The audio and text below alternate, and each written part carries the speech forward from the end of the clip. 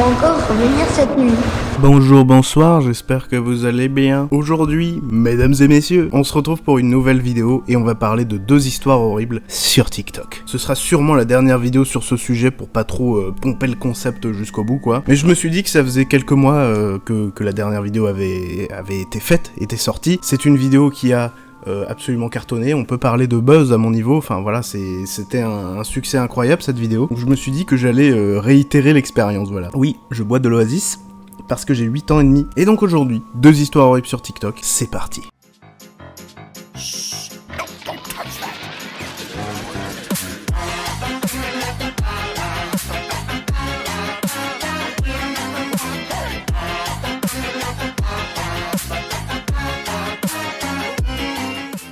Et donc commençons avec la première histoire. Et donc pour cette première histoire, nous allons nous mettre dans la peau de personne en fait. Parce que oui, pour cette histoire, il n'y a pas un protagoniste qui vit un événement horrible ou quoi que ce soit, c'est vraiment à plus grande échelle, on va dire. C'est pas juste une seule personne, c'est vraiment... Enfin bref, vous allez comprendre, hein, écoutez l'histoire et me cassez pas les couilles. Pour vous résumer, sur TikTok, il y a des gens qui font des vidéos sur TikTok, voilà, c'est sympa, tout va bien, et puis voilà. Et il y a une personne, ou même plusieurs, en fait on ne sait même pas, qui crée un compte, qui s'appelle insérer le nom de truc de merde, voilà, je vous dis pas le nom parce que pour des raisons que vous allez comprendre. Et en gros c'est une personne qui fait des TikTok humoristiques, etc., qui surfe un peu sur les vagues qu'il y a sur TikTok, etc., donc c'est un compte qui gagne très rapidement beaucoup d'abonnés. Et du jour au lendemain, une des personnes qui est sur ce compte fait une vidéo en disant que voilà, avec toute l'équipe, on a développé une application de rencontre pour les personnes qui sont autour de vous, etc., enfin en gros un espèce de deuxième Tinder, quoi, et il explique que, voilà, si vous cherchez quelqu'un, allez télécharger cette application, parce que c'est quand même vachement bien fait, etc. Donc voilà, pour l'instant tout va bien, c'est une personne qui fait des vidéos sur TikTok, qui a acquis de la visibilité, et qui se sert de cette visibilité pour vendre son produit, enfin jusque là il y a rien de bien méchant quoi. Sauf que vous allez comprendre pourquoi cette histoire s'appelle la douille ultime. En fait c'est très simple, cette personne là, ou ces personnes là, ont créé une application, qui n'est pas du tout une appli de rencontre, enfin techniquement ça en est une, mais vous allez voir. Sauf que il y a écrit sur le site de l'Apple Store ou du endroit où on peut télécharger les applications que cette application a été téléchargée plus de 100 000 fois et que les avis sont très positifs, il y a même des commentaires très sympas, etc. Enfin donc, en gros, tout est mis en œuvre pour que tu penses que c'est une application qualitative et où on peut faire confiance aux gens qui ont fait cette application, en gros. Sauf que pas du tout, ils se sont tous fait baiser. Et donc forcément, les gens se sont mis à la télécharger, l'application, à voir ce qu'il y avait dedans, et à finalement se rendre compte que c'était une application très cool, quoi. Sauf que dans les applis de rencontre, qu'est-ce qu'il faut faire dans les applis de rencontre? Il faut mettre des photos de soi, il faut mettre sa position géographique et autres trucs très personnels, le numéro de téléphone, et pour ceux qui voudraient la version premium, coordonnées bancaires en fait. Du coup, vu que tout avait l'air très clean, et les gens ont accepté sans se douter de rien, et même certains ont pris la version premium, et donc toutes les coordonnées bancaires, beaucoup de gens ont mis leurs coordonnées bancaires dans l'application, ce qui n'est pas une bonne idée, vous allez voir, ça sent la douille toute cette histoire. Du coup, pour résumer la situation, on est sur un groupe de personnes qui ont développé une application, qui se retrouvent avec les coordonnées bancaires de potentiellement des milliers de personnes et des informations personnelles sur eux, sur encore plus de monde, et aussi il y a une fonction de message privé sur ce genre d'application, mais croyez pas que c'est privé, les gens qui gèrent l'application ont accès à tout, ont accès à vos conversations privées, voilà, ils y ont accès. Des fois sur ce genre d'appli, ça peut partir très vite en couille. Voilà, il peut y avoir des nudes qui sont envoyés, il peut y avoir des trucs, enfin bref, ce genre de choses peuvent arriver, ce qui fait que les créateurs de l'application ont accès à vos nudes.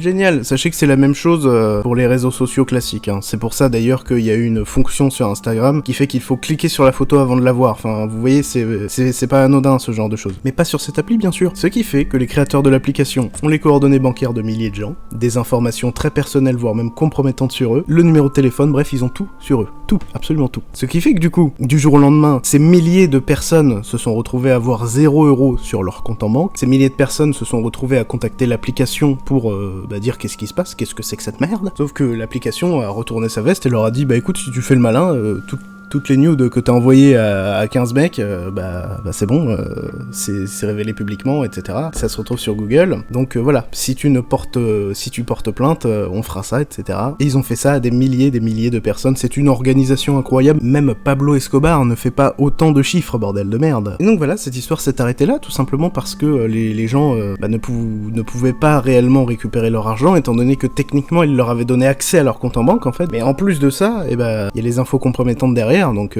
tu vois, tu n'oses pas porter plainte. Ce qui fait que ces personnes-là ont évidemment supprimé leur application, mais ont gardé la thune.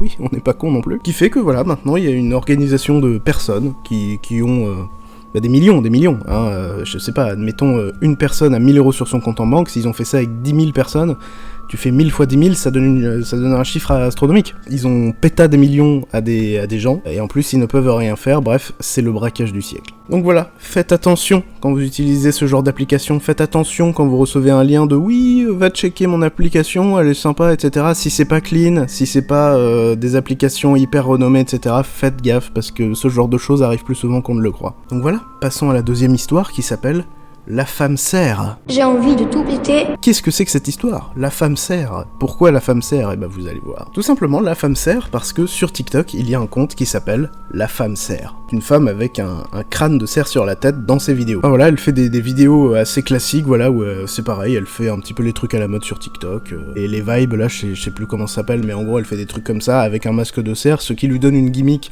un petit peu horrifique mais un petit peu original, enfin bref c'est sympa quoi. Sauf que cette femme serre, des fois elle pète un peu un câble et elle fait des trucs un peu flippants, genre mettre des coups sur des tables, enfin elle fait des trucs pas graves en soi mais tu sais tu te dis pourquoi tu fais ça, c'est bizarre tu vois. Et plus ça allait, plus l'un des utilisateurs de TikTok qu'on va appeler Clément, la voyait tout le temps dans ses pour toi alors qu'il s'était pas abonné à son compte. C'est juste que oui, quand il l'a croisée, il regardait ses vidéos en entier donc elle allait plus souvent dans les pour toi mais voilà, il s'était pas abonné et tout, enfin il trouve ça bizarre qu'elle arrive autant dans ses pour toi. Mais il prête pas spécialement plus attention que ça. Et elle continue d'apparaître dans ses pour toi, et un jour, dans une vidéo, elle tient un livre dans ses mains. Ce qui n'alerte pas spécialement Clément pour le moment, hein. Elle a un livre dans les mains, écoute, c'est cool. Sauf que plus le temps passe, plus elle a souvent ce livre dans ses mains, en fait. Plus les vidéos passent, plus elle fait de vidéos, plus le livre est identifiable, en fait. Parce que oui, avant, c'était pas identifiable, en fait. Elle était un peu de loin, elle avait juste un livre dans les mains, mais il voyait pas trop ce que c'était. Et plus ça va, plus il se rend compte que c'est bizarre, le livre qu'elle a dans ses mains, ça ressemble quand même à l'album photo de mes parents, quand même. Et plus ça va, plus ça se confirme. Elle avait réellement l'album photo des parents de Clément dans ses mains, dans ses vidéos. Du coup, Clément, là, il se dit, mais bordel de merde, pourquoi elle a ça? Ça veut dire qu'elle s'est introduite chez moi, mais moi, j'ai pas souvenir qu'il y ait une femme serre qui est venue chez moi.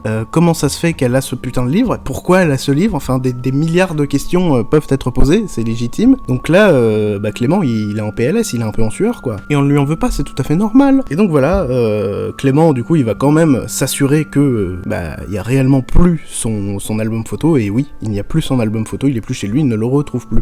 Sauf que Clément, il a pas envie d'expliquer à ses parents qu'est-ce qui s'est passé, parce qu'à tous les coups, ils vont l'engueuler, ils vont lui dire qu'est-ce que t'as fait encore sur tes sites de merde là, enfin bref, du coup, ils leur disent pas qu'il sait techniquement où elle est. L'album photo a été péta, qu'est-ce que fait cette personne avec cet album photo? C'est très bizarre, c'est horrible. Donc voilà. Et Clément n'aura jamais de nouvelles, et du jour au lendemain, plus rien dans les pour toi, faut le savoir. Hein. Ça c'est pareil.